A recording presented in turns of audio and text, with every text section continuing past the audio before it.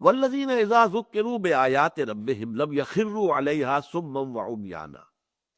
اور وہ لوگ کہ جب انہیں ان کے رب کے آیات کے ذریعے سے تذکیر کرائی جاتی ہے، یاد دہانی کرائی جاتی ہے، یہ بھی وہی فلسفہ ایمان کی بات ہے، تذکیر،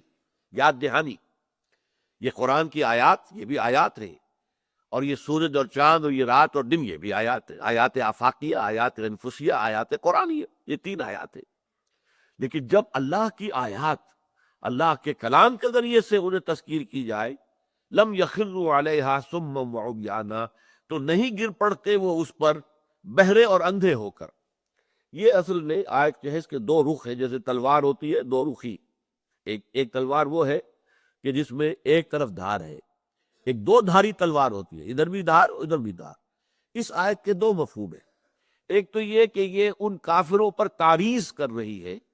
جو قرآن مجید جب حضور سناتے تھے تو غور نہیں کرتے تھے، اس کو سمجھنے کی کوشش نہیں کرتے تھے، بلکہ اندھے بہرے ہو کر اس کی مخالفت پر ڈٹ جاتے تھے، کہ فکری چس کرتے تھے، کیا ہے جی ہم بھی کہہ سکتے ہیں یہ بات، ہم چاہیں تو ایسا کلام ہم بھی پیش کر سکتے ہیں۔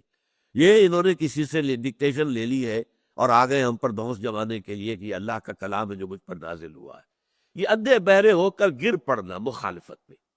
لیکن دوسری تلوار کا اس کا جو دھار، دوسری دھار ہے وہ کیا ہے؟ اللہ تعالیٰ چاہتا ہے کہ اہل ایمان بھی آیات قرآنیہ پر تدبر کریں۔ افلا یتدبرون القرآن، یہ نہیں ہے کہ قرآن مجید کو سرسری سی کتاب سمجھ کر پڑھ لیا جائے، وہ بھی مفید ہے بشرطے کہ سمجھ کر پڑھ رہے۔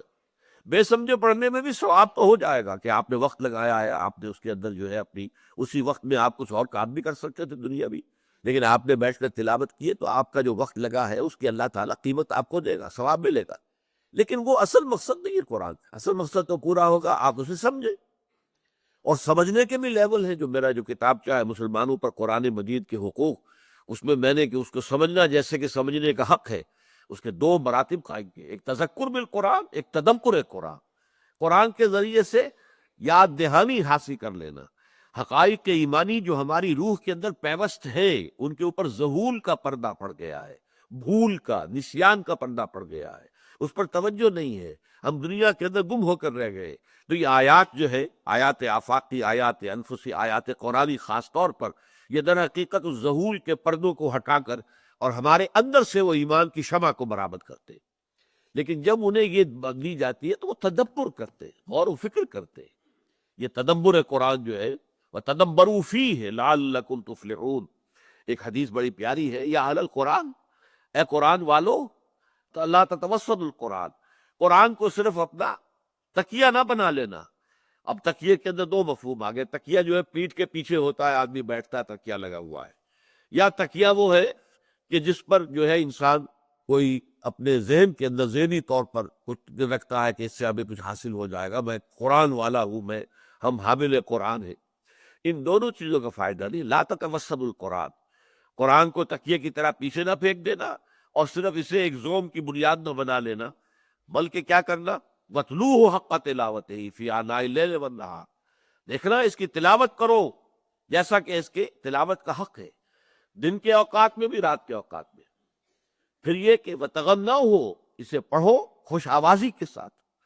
خوش دھانی کے ساتھ، اچھے انداز میں پڑھو۔ اگر اللہ نے اچھی آواز دی ہے، اس آواز کو زین القرآن بِأَصْوَاتِكُمْ، اس قرآن کو مزین کرو اپنی آوازوں کے ذریعے سے۔ نمبر 3 یہ وَتَدَبَّرُوا فِيهِ لَعَلَّكُمْ تُفْلِحُونَ، اس کو اور وفشو ہو، اسے پھیلاؤ، عام کرو دنیا کے اندر، چہار ڈانگے عالم تک اس کا پیغام، اس کا نور پہنچا دو۔ وَتَدَبَّرُوا فِيهِ، اس پر تدبر کرو، غور و فکر کرو اس کی گہرائیوں میں۔ جو اقبال کہتا ہے کہ قرآن میں ہو غوطہ زن اے مرد مسلمان، ظاہر بات ہے سمندر میں غوطہ لگانے والے جو نیچے سے موتی نکال کر لاتے ہیں، سمندر کے اندر تو موتی ہے، لیکن ظاہر بات ہے محروم رہا دولت دریا سے وہ غواص، کرتا نہیں جو صحبت ساحل سے کنارہ، کنارے پر بیٹھے ہوئے تو موتی نہیں ملیں گے تمہیں تو اس میں غوطہ لگانا پڑے گا، گہرائی میں جا کر جو ہے وہاں پر وہ سیپیاں آپ کو ملیں گی جن کے اندر کے موتی ہے۔ تو وہ موتی حاصل کرنے کے لیے محنت کرو، قرآن میں غوطہ زنی کرو۔